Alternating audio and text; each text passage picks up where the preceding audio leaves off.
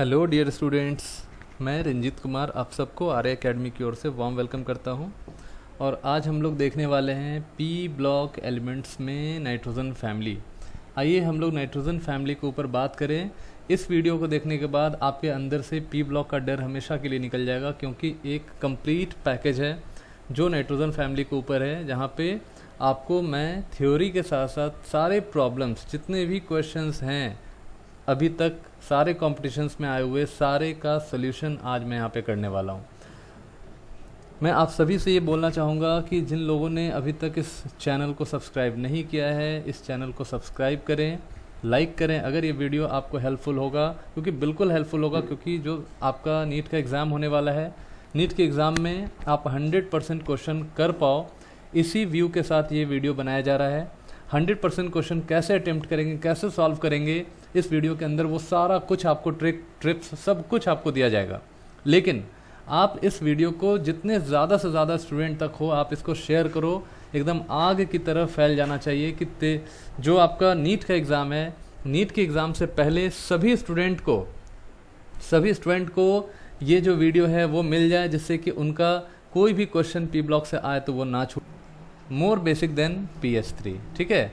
तो अमोनिया अगर pH3 से ज़्यादा बेसिक है तो ये वाटर के साथ रिएक्ट कर जाएगा, यानी NH3 वाटर के साथ रिएक्ट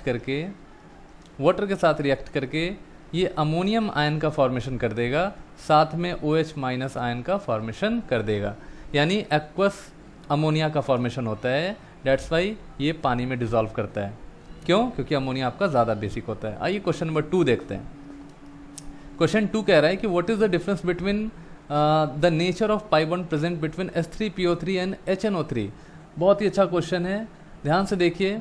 H3PO3 का आप स्ट्रक्चर जब बनाओगे तो H3PO3 का स्ट्रक्चर आप बनाओगे तो ऐसा कुछ बनेगा, H3PO3 और डबल बॉन्ड यहाँ पे O। देखिए ये जो आपका पाई बॉन्ड बना है, मैं पी ब्लॉक जब भी पढ़ाता हूँ तो एक एक चीज़ को बारीकी से मैं पढ़ाता हूँ। ये जो आपका पाई बॉन्ड बना है ना, फॉस्फोरस के D एटॉमिक ऑर्बिटल और ऑक्सीजन के P एटॉमिक ऑर्बिटल से मिलकर बना है, यानी 3D पाई और 2P पाई के कॉम्बिनेशन से ये पाई बॉन्ड बनता है, जो कि आपका डिफरेंट साइजेस के ऑर्बिटल्स हैं। तो जब ये डिफरेंट साइज के ऑर्बिटल हैं, डिफरेंट सिमेट्रिसिटी के ऑर्बिटल हैं, जब ओवरलैप करते हैं तो बिल्कुल उनका नेचर अलग अलग हो जाएगा। लेकिन HNO3 के केस में आप देखिएगा, HNO3 के केस में आप देखिएगा तो यहाँ पे नाइट्रोजन और ऑक्सीजन के बीच में सेम ऑर्बिटल्स के सेम सबशेल के जो ऑर्बिटल्स हैं वो ओवरलैप कर रहा है। जैसे नाइट्रोजन का आपका 2p ऑर्बिटल, फास्फोरस का आपका 2p ऑर्बिटल, तो दोनों मिलकर पाई बॉन्ड बना रहा है, पाई बॉन्ड का फॉर्मेशन कर रहा है। इस वजह से इन दोनों के नेचर में बिल्कुल बहुत ज़्यादा फर्क होता है।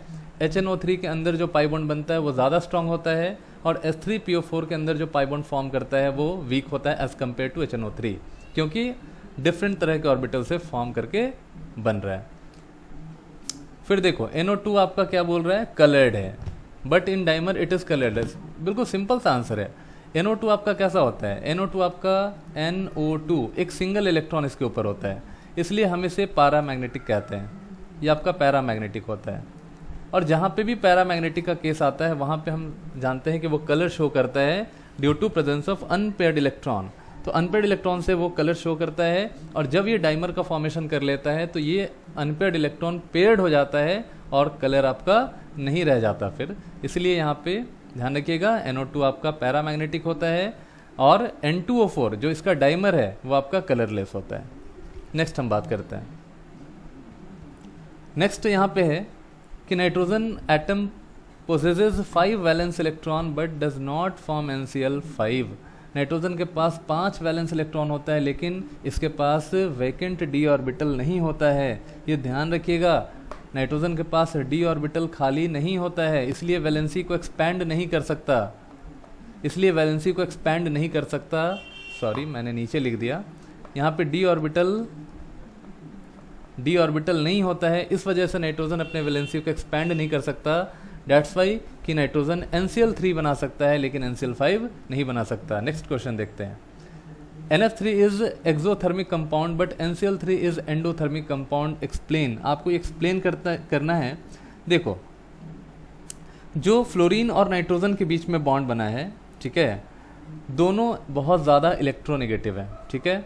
काफ़ी ज़्यादा इलेक्ट्रोनेगेटिव एलिमेंट्स के बीच में जब बॉन्ड बनता है वो काफ़ी ज़्यादा एनर्जी रिलीज़ करता है, क्योंकि स्ट्रॉन्ग बॉन्ड बनने जा रहा है। और जब भी बॉन्ड स्ट्रॉन्ग होता है तो वहाँ एनर्जी काफ़ी ज़्यादा रिलीज़ होता है। और NCl3 के केस में क्या है कि अनसिमेट्रिकल ऑर्बिटल्स के बीच में बॉन्ड बन रहा है। नाइट्रोजन का 2p ऑर्बिटल है, क्लोरीन का आपका 3p ऑर्बिटल है। तो इन दोनों के बीच में जब बॉन्ड बनता है तो वहाँ पे बॉन्ड बनाने के लिए हमें एनर्जी देना पड़ता है। दैट्स वाई कि वो बॉन्ड आपका बना रहा है और बॉन्ड भी वीक होता है। इसलिए N और F के बीच में जो बॉन्ड होता है वो स्ट्रॉन्ग होने की वजह से NF3 आपका एक्सोथर्मिक होता है और NCl3 आपका एंडोथर्मिक होता है। ये रीज़न आपको ध्यान में रखना है, क्योंकि नीट का एग्ज़ाम जब आप दीजिएगा तो वहाँ पे ये सारे कॉन्सेप्ट्स आपके दिमाग में होने चाहिए। कह रहा है कि व्हाट इज़ लाफिंग गैस। देखो, लाफिंग गैस का मतलब होता है कि ऐसा गैस जिसको इनहेल करने के बाद गुदगुदाहट हो जाए अंदर, है ना, और हंसने पे मजबूर हो जाए, बहुत ही ज़ोरदार हंसी निकलती है। तो आपको तो पता है कि लाफिंग गैस जो होता है वो N2O होता है। N2 आपका न्यूट्रल गैस होता है, लिटमस के ऊपर कोई भी इफेक्ट नहीं होता है। हाँ, अगर इसे बनाना हो आपको तो आप सिंपली आप क्या करो कि जिंक ले लो और डाइल्यूट HNO3 के साथ आप इसका रिएक्शन करा लो। तो जिंक अपना नाइट्रेट बना लेगा ZnNO3 का होल ट्वाइस, ZnNO3 का होल ट्वाइस, साथ में आप यहाँ पे देखोगे तो ये देगा N2O, ठीक है, और साथ में यहाँ पे वाटर रिलीज कर देता है। तो एक तरीका हमारे पास यहाँ पे ये है। दूसरा तरीका N2O बनाने का मैं आपको बता रहा हूँ। N2O बनाने का जो दूसरा तरीका होता है वो होता है NH4NO3, ठीक है। अमोनियम नाइट्रेट को आप हीट कर दीजिए। हीट करेंगे तो आपको यहाँ पे मिल जाएगा N2O, साथ में आपको मिल जाएगा वाटर, ठीक है। तो दो तरीके हैं जिससे आप N2O बना सकते हो, इसको लाफिंग गैस कहते हैं। PCl3 is ionic in nature in solid state, ध्यान में रखेंगे। PCl5 जो होता है आपका, नॉट PCl3, PCl5 जो होता है वो आयनिक फॉर्म में एग्जिस्ट करता है जब वो सॉलिड में होता है। तो ध्यान में रखेंगे कि PCl5 exist in solid in form of ionic form PCl4+ and PCl6-, ठीक है। तो ये दोनों आयनिक फॉर्म में एग्जिस्ट करता है because phosphorus have vacant d orbital, और d ऑर्बिटल होने की वजह से क्लोरीन के पास एक्सेस इलेक्ट्रॉन होने की वजह से क्लोरीन इलेक्ट्रॉन देता है, क्योंकि कई सारे PCl5 मॉलिक्यूल्स वहाँ पे सॉलिड स्टेट में होते हैं और सारे पास होते हैं। तो इलेक्ट्रॉन्स का जो ट्रांसफ़र होता है वो इजीली हो पाता है, इसलिए ये आयनिक फॉर्म में यहाँ पे एग्जिस्ट करता है। और जब भी कोई इलेक्ट्रॉन देगा और जो इलेक्ट्रॉन लेगा वहाँ पे चार्ज तो डेवलप करेगा ही। तो PCl4+ और PCl6- में एग्जिस्ट करता है। एग्जामिनेशन में आपसे क्वेश्चन क्या पूछ सकता है वो मैं आपको बता रहा हूँ। आपसे क्वेश्चन पूछा जाता है कि जो आयनिक फॉर्म बना है उसमें फॉस्फोरस का हाइब्रिडाइजेशन बताइए। तो आप देख सकते हो कि फॉस्फोरस के पास कोई भी लोन पेयर इलेक्ट्रॉन नहीं है। दैट्स वाई कि फॉस्फोरस यहाँ पे sp3 हाइब्रिडाइज्ड ऑर्बिटल होगा, और यहाँ पे PCl6 के ऊपर माइनस है। तो यहाँ पे भी आप देखोगे, ध्यान से देखना कि PCl6 के केस में भी यहाँ पे कोई भी लोन पेयर इलेक्ट्रॉन नहीं है, और ये आपका sp3d2 यानी कि ऑक्टाहेड्रल शेप में एग्जिस्ट करता है। तो ये दो चीज़ आपको ध्यान में रखना है, ठीक है। अगर आपसे पूछता PBr5 बताओ, तो PBr5 जो है PBr4+ और Br- के फॉर्म में, ठीक है।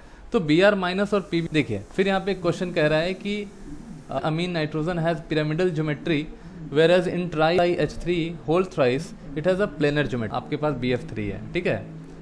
तो बोरन ट्राईफ्लोराइड के पास क्या है कि बोरन में यहाँ पे वेकेंट p ऑर्बिटल होता है, ठीक है। और यहाँ पे बोरन को इलेक्ट्रॉन, ये फ्लोरीन जो है ना वो बैक बॉन्डिंग से इलेक्ट्रॉन सप्लाई कर रहा है, तो यहाँ पे पार्शियली डबल बॉन्ड का फॉर्मेशन हो जाता है, ठीक है। तो फॉर्मेशन होता है तो तीनों जगह सेम इक्वल तरीके से फॉर्म करेगा, इस वजह से वहाँ सिमेट्रिसिटी मेंटेन रहेगा। उसी तरह से यहाँ आपके पास दिया है ट्राई मिथाइल अमीन। देखो ट्राई मिथाइल अमीन में क्या है कि नाइट्रोजन CH3 अब नाइट्रोजन जो इलेक्ट्रॉन है इसके पास, नाइट्रोजन के पास जो इलेक्ट्रॉन है कार्बन को दे ही नहीं पाएगा। क्यों? क्योंकि नाइट्रोजन इलेक्ट्रॉन दे सकता है लेकिन कार्बन इलेक्ट्रॉन नहीं ले सकता, क्योंकि इसके पास कोई भी वैकेंट ऑर्बिटल नहीं है। यहाँ पे अगर इलेक्ट्रॉन देना चाहे तो ये नहीं दे सकता है। लेकिन यहाँ पे है ट्राईसिलाइल अमीन में, देखो नाइट्रोजन, सिलिकन, SiS3 और SiS3।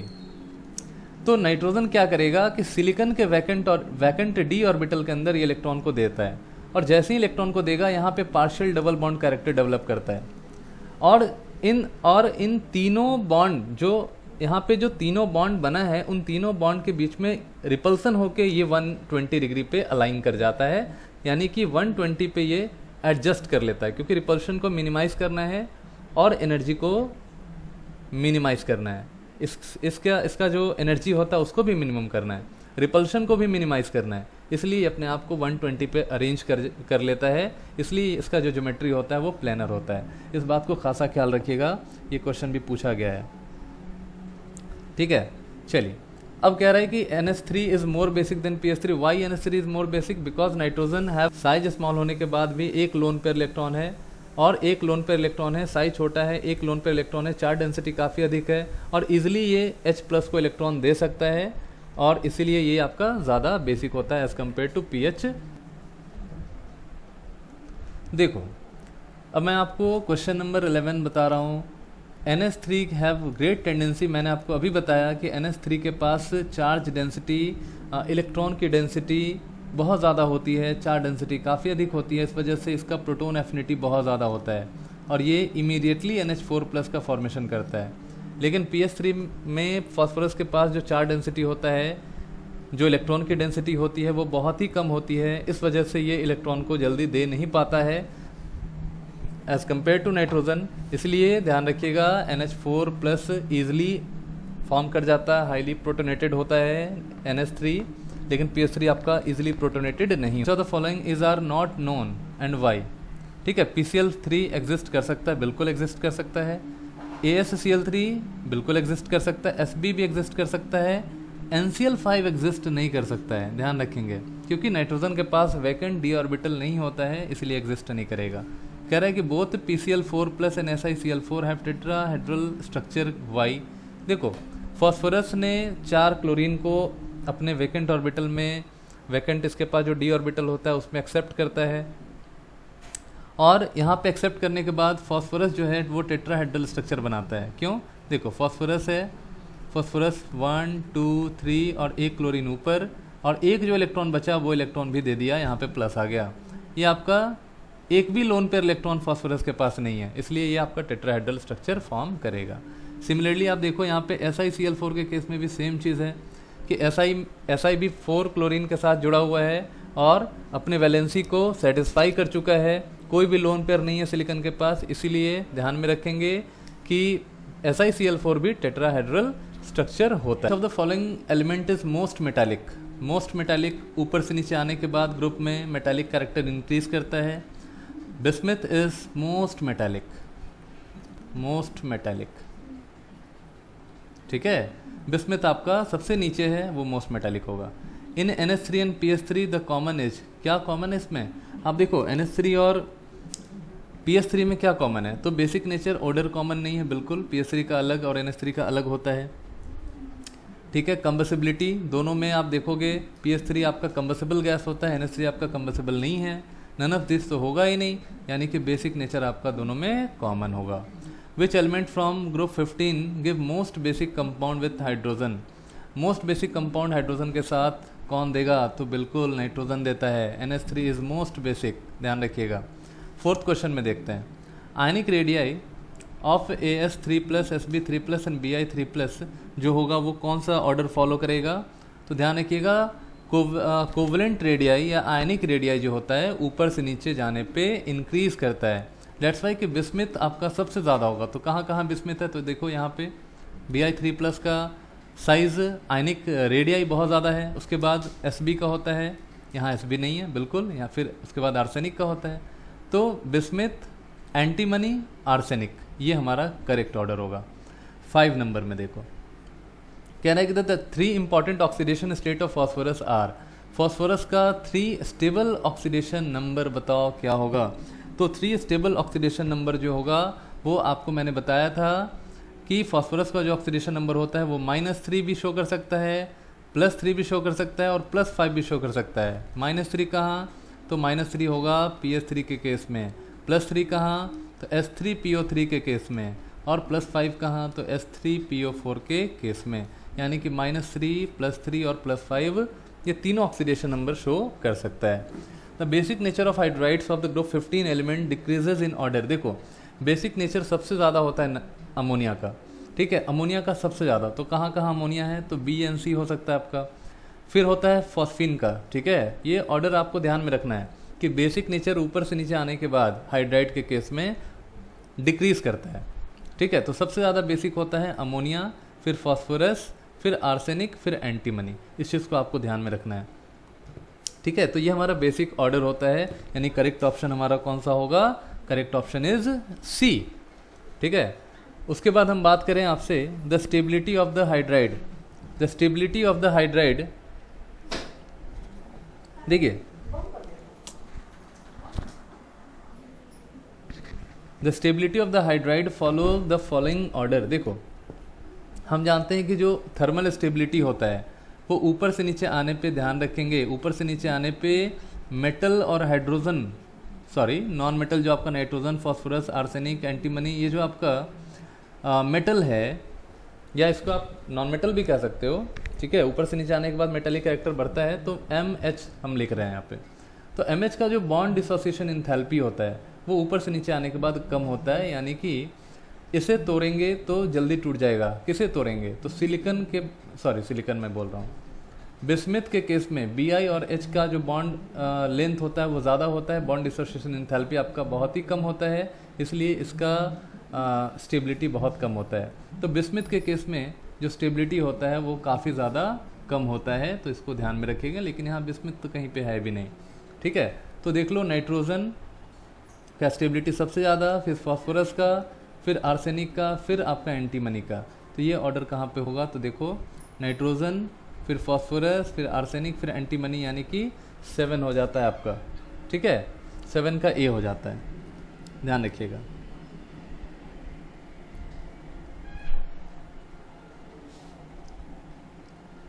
फिर कह रहा है कि in nitrogen family HMH bond angle in hydrides gradually becomes closer to 98 degree on going from nitrogen, sorry 91 है ये, 91 degree on going from nitrogen to antimony. This shows that gradually क्या, तो देखो basic strength of hydrides increases, ये सही बात नहीं है क्योंकि बेसिक स्ट्रेंथ ऊपर से नीचे जाने के बाद डिक्रीज करता है, तो ये ऑप्शन ही गलत है आपका यहाँ पे।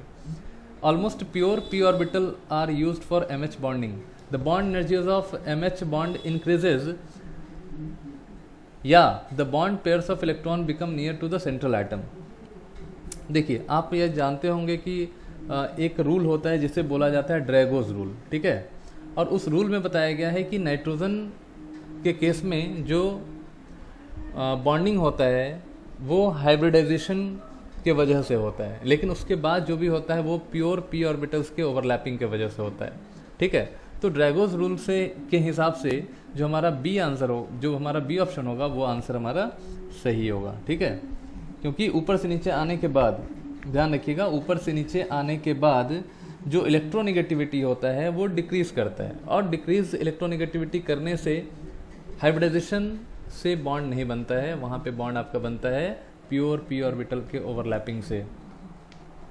9th में देखिए the boiling point of the following hydrides follow the order. Boiling point जो फॉलोइंग हाइड्राइड्स का होता है वो कौन सा ऑर्डर फॉलो करेगा, तो याद रखिएगा यहाँ पे एक्सेप्शन है, नाइट्रोजन फैमिली में एक्सेप्शन होता है। क्यों, क्योंकि नाइट्रोजन फैमिली के अंदर हाइड्रोजन बॉन्ड डोमिनेटिंग नहीं हो पाता है, इसमें वॉन डर वाल फोर्स डोमिनेटिंग होता है। और 9 का जो आंसर होगा वह मैं आपको एक्सेप्शन केस आपको बताता हूँ। सबसे ज़्यादा देखो, सबसे ज़्यादा होता है, देखो ऐसे तो ऊपर से नीचे आने के बाद, ठीक है, ऊपर से नीचे आने के बाद अगर हाइड्रोजन बॉन्डिंग को छोड़ दे तो ऊपर से नीचे आने के बाद बॉइलिंग पॉइंट आपका इंक्रीज करता है, ठीक है। तो अमोनिया का चूंकि इसके अंदर हाइड्रोजन बॉन्ड होता है तो इसका ज़्यादा होना चाहिए, और उसके बाद सबसे नीचे वाले का ज़्यादा होना चाहिए, ठीक है, उसके बाद ऑर्डर में जाएगा। तो देखो यहाँ पे सबसे नीचे में क्या है, Sb है, तो Sb का और अमोनिया का इन दोनों में कंपेयर किया जाए तो अमोनिया में हाइड्रोजन बॉन्ड होता है और Sb में वॉन डर वाल फोर्स होता है, चूंकि ये हाइड्रोजन बॉन्ड बनाएगा नहीं। तो अमोनिया के हाइड्रोजन बॉन्ड पे इसका वॉन डर वाल फोर्स ज़्यादा डोमिनेटिंग होता है, क्योंकि नाइट्रोजन जो है वो ऑक्सीजन और फ्लोरीन के रिस्पेक्ट में कम इलेक्ट्रोनेगेटिव है। जितना स्ट्रॉन्ग हाइड्रोजन बॉन्ड ऑक्सीजन और फ्लोरीन बना सकता है उतना ये स्ट्रॉन्ग नहीं बना सकता, इस वजह से ये ऑप्शन नंबर पहला हो जाएगा, यानी कि Sb(H3) आपका बहुत ही बेहतरीन उसके अंदर बॉइलिंग पॉइंट होता है, बहुत ही अच्छा बॉइलिंग पॉइंट होता है। नेक्स्ट हम बात करते हैं विच of the following has highest dipole moment. देखो डाइपोल मोमेंट सबसे ज़्यादा हाईएस्ट तो अमोनिया का ही होगा जिसका इलेक्ट्रोनिगेटिविटी ज़्यादा होता है, ठीक है।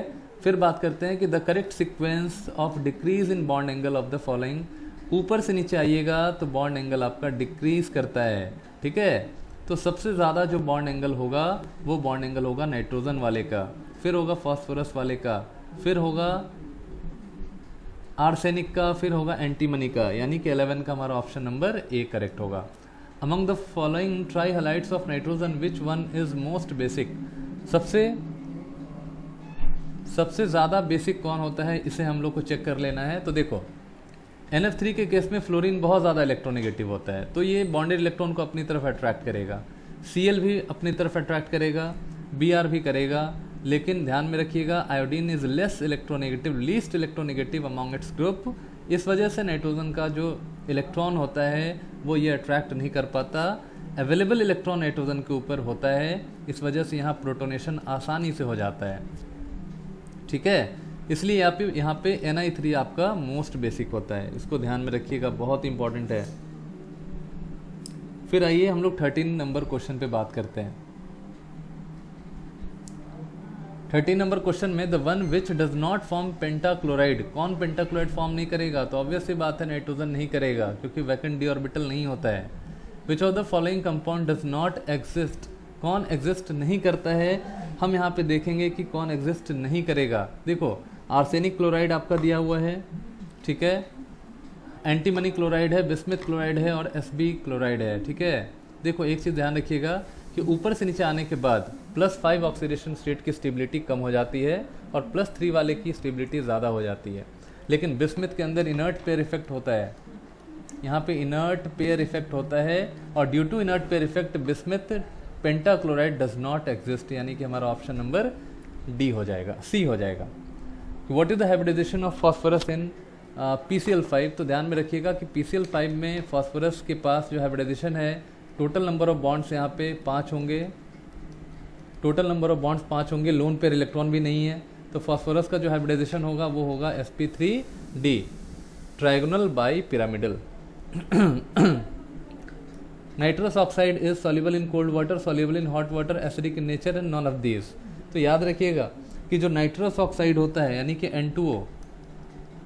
N2O जो होता है आपका वो सॉल्युबल होता है कोल्ड वाटर में, हॉट वाटर में सॉल्युबल नहीं होता है, ध्यान रखेंगे, ये बहुत इंपॉर्टेंट है। सॉल्युबल होता है कोल्ड वाटर में। Which of the following oxides of nitrogen react with FeSO4 to form dark brown compound, NO। बिल्कुल, NO आपका एक कॉम्प्लेक्स का फॉर्मेशन करता है, FeSO4.NO एडिशन कंपाउंड यहाँ बनाता है, एडिशन कंपाउंड फॉर्म करता है, और एडिशन कंपाउंड जो फॉर्म करता है उसका कलर आपका ब्राउन होता है, इससे भी आप ध्यान रखेंगे, ठीक है। ब्राउन रिंग टेस्ट में आपका NO यूज होता है। विच of the following oxide is most acidic, सबसे ज़्यादा एसिडिक। देखो सभी ऑक्साइड फॉर्म किए हुआ है, सभी ने ऑक्साइड फॉर्म किया है, सभी के ऊपर +5 ऑक्सीडेशन नंबर है। जब ऑक्सीडेशन नंबर सेम हो जाता है तो फिर इलेक्ट्रोनेगेटिविटी चेक किया जाता है। तो नाइट्रोजन के केस में नाइट्रोजन बहुत ज़्यादा इलेक्ट्रोनेगेटिव है अपने ग्रुप में, इस वजह से इसका ऑक्साइड बहुत ज़्यादा एसिडिक होता है, ठीक है। क्वेश्चन नंबर 19 देखते हैं। देखिए क्वेश्चन नंबर 19 में ये बोल रहा है कि in the reaction HNO3 + P4O10 gives you HPO3 + X। तो आपको X बताना है कि X है क्या। HNO3 ध्यान रखिएगा कि HNO3 के ऊपर नाइट्रोजन पे +5 ऑक्सीडेशन नंबर है, यानी इसका जो ध्यान रखिएगा इसका जो एनाहाइड्रस वाला जो एसिड होगा वो फॉर्म करेगा, यानी N2O5 फॉर्म करेगा, क्योंकि नाइट्रोजन के ऊपर +5 ऑक्सीडेशन नंबर है। बाकी यहाँ पे नाइट्रोजन के ऊपर +3 है, ये फॉर्म नहीं करेगा। यहाँ पे +4 है, ये भी फॉर्म नहीं करेगा। तो HPO3 के साथ X जो बनेगा वो आपका बनेगा N2O5। क्वेश्चन नंबर 20 देखते हैं। कह रहा है कि विच oxide of the nitrogen is obtained on heating of ammonium nitrate. ध्यान रखिएगा अमोनियम नाइट्रेट को हीट करने के बाद, अमोनियम नाइट्रेट को हीट करने के बाद आपको कौन सा एट टेम्परेचर भी आपका मेंशन किया हुआ है, टेम्परेचर भी आपका दिया हुआ है कि अमोनियम नाइट्रेट जैसे NH4NO3 अमोनियम नाइट्रेट है, इसको हीट कर लीजिए। तो जैसे ही हीट कीजिएगा यहाँ पे N2O गैस आपका रिलीज हो जाएगा, साथ में वाटर दे देगा, ठीक है। तो ये बहुत इंपॉर्टेंट रिएक्शन है, इसको ध्यान रखेंगे। तो यहाँ पे कन्फ्यूज़न ये हो सकता है कि N2O, NO, NO2 तीनों के नेम में आपका ये कन्फ्यूज़न आ सकता है, ठीक है। नाइट्रिक ऑक्साइड होगा कि नाइट्रस ऑक्साइड होगा, इसे आपको ध्यान में रखना है, ठीक है। तो देखो, नाइट्रोजन डाइऑक्साइड होता है NO2, नाइट्रस ऑक्साइड होता है N2O और नाइट्रिक ऑक्साइड होता है NO। आप गेस कर लो कौन सा है, ठीक है। तो नाइट्रस ऑक्साइड आपका फॉर्म करेगा, ध्यान रखिएगा, यानी कि ऑप्शन नंबर बी हो जाएगा। विच of the following can be used in anaesthesia, बिल्कुल बहुत बार ये क्वेश्चन रिपीटेड है, बहुत बार क्वेश्चन रिपीट हुआ है। 21 का ए भी होता है, सर्जरीज होता है, तो वहाँ पे N2O का यूज़ किया जाता है। ब्राउन रिंग टेस्ट, देखो ब्राउन रिंग टेस्ट काफ़ी फेमस यहाँ से क्वेश्चन पूछा जाता है, जिसमें nitrite converts into nitrate due to the formation of complex ion with the formula. आपको यहाँ पे फॉर्मूला बताना है। तो देखो, ये चीज़ चूँकि मेमोरी बेस्ड होता है, ठीक है, ये आपका मेमोरी बेस्ड क्वेश्चन होता है। FeH2O होल 6 है, होल 6 तो होता नहीं है यहाँ पे, तो ये तो ऐसे भी नहीं होगा कि वाटर आया ही नहीं। यहाँ पे H2O है सिर्फ एक मॉलिक्यूल, H2O यहाँ पे 5 मॉलिक्यूल है। ये मेमोरी बेस्ड क्वेश्चन था, जिसको याद होगा वो बना लेगा, जिसको याद नहीं होगा वो नहीं बना पाएगा। चलिए नेक्स्ट क्वेश्चन हम बात करते हैं। डीप ब्राउन गैस, ठीक है, is formed by mixing 2 colourless gases which are, 2 colourless gas को मिला के डीप ब्राउन गैस का फॉर्मेशन करते हैं, वो कौन सा गैस होगा। तो ध्यान में रखेंगे कि नाइट्रिक ऑक्साइड NO हो गया नाइट्रिक ऑक्साइड और O2 हो गया, इन दोनों को मिला दो, इन दोनों को मिलाओगे तो NO2 गैस फॉर्म करेगा, जिसका कलर होता है ब्राउन, डीप ब्राउन गैस होता है, ठीक है। ये बहुत ही फेमस क्वेश्चन है, इससे पूछा जाता है, एसिडिक गैस होता है। 24 नंबर देख लो। Which of the following oxides of nitrogen is blue solid, blue solid, ये भी मेमोरी बेस्ड क्वेश्चन है, आप ध्यान रखिएगा। N2O3 आपका ब्लू होता है कलर में, ये ब्लू होता है, ये न्यूट्रल होता है, कलरलेस होता है, न्यूट्रल होगा कलरलेस होता है। N2O भी न्यूट्रल होता है, कलरलेस होता है, और N2O5 भी आपका कलरलेस होता है, ठीक है। 25 नंबर क्वेश्चन देखो। Of the following compound the most acidic, कौन मोस्ट एसिडिक होगा, आपको ये देखना है कौन सबसे ज़्यादा एसिडिक होता है। तो मैंने आपको इसके पहले भी वो क्वेश्चन बताया था, इसमें नाइट्रोजन नहीं दिया गया है, इसमें फॉस्फोरस से स्टार्ट किया गया है, तो फॉस्फोरस वाला आपका ज़्यादा एसिडिक होता है। 26 नंबर देखो। विच of the following is cyclic phosphate, देखो साइक्लिक फॉस्फेट आपको बनाना है, तो आपको याद होगा कि HPO3 जो होता है, ध्यान रखिएगा, जो HPO3 होता है इसको मेटाफॉस्फोरिक एसिड भी बोलते हैं। HPO3 का होल N, इसको बोलते हैं मेटाफॉस्फोरिक, ठीक है ना। तो मेटाफॉस्फोरिक आपको साइक्लिक ट्राइमर यहाँ बनाना है, ठीक है। साइक्लिक ट्राइमर क्वेश्चन तो साइक्लिक ट्राइमर भी पूछता है, आपको कोई भी क्वेश्चन पूछ सकता है, यहाँ N के जगह पे 1 2 3 कुछ भी आप लगा सकते हो। तो साइक्लिक ट्राइमर यहाँ पे आपको बनाना है, देख लो यहाँ पे HPO3 का होल N यानी HPO3, मान लो यहाँ पे 2 लगाते हो तो क्या फॉर्मूला होगा, H2P2O6 होगा, ठीक है। अगर यहाँ 3 लगाते हो तो क्या होगा, S3P3O3 3 9।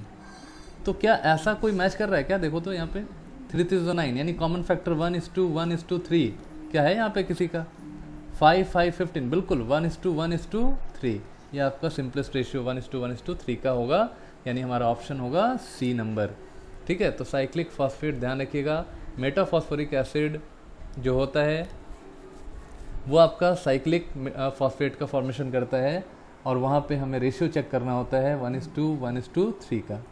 The structural formula for hypophosphorous acid, ध्यान रखिएगा, ये होता है H3PO3, यहाँ पे H3PO3 यानी कि डाई बेसिक एसिड होता है। देखो ये H3PO3 है या नहीं है, यहाँ पे नंबर ऑफ pH बॉन्ड पूछा जाता है, नंबर ऑफ pH बॉन्ड, तो ध्यान में रखेंगे कि नंबर ऑफ pH बॉन्ड यहाँ पे 1 है, यहाँ पे एक pH बॉन्ड यहाँ पे दिया हुआ है, यानी ऑप्शन नंबर हमारा बी होगा।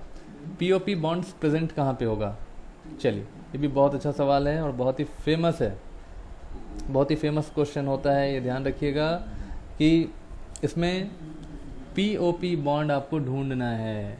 POP बॉन्ड कैसे ढूंढोगे, देखो POP बॉन्ड आपको ढूंढने के लिए आपको समझना पड़ेगा कि कैसे हम इसका स्ट्रक्चर बनाएं, और कैसे, देखो स्ट्रक्चर तो बनाना पड़ेगा आपको, POP बॉन्ड ढूंढना है तो स्ट्रक्चर बिल्कुल बनाना पड़ेगा।